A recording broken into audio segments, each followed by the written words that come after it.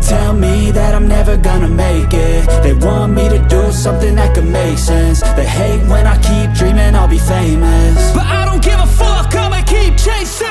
I got all this potential that's deep inside of me, but they hate when you're successful cause they try to be. They sit there being judgmental because you're trying things, and they just want you to settle and do the right thing. So get a good job, don't slack off. Wake up every morning, make a good impression on your boss. Don't do anything that I wouldn't do, and when you're making money, make sure you don't spend it too soon.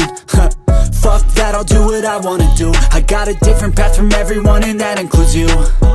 Who are you to tell me how to live life? In these times it feels like nobody's right, yeah. So I'ma figure out what else we succeed, and then invest all of my time into that and proceed.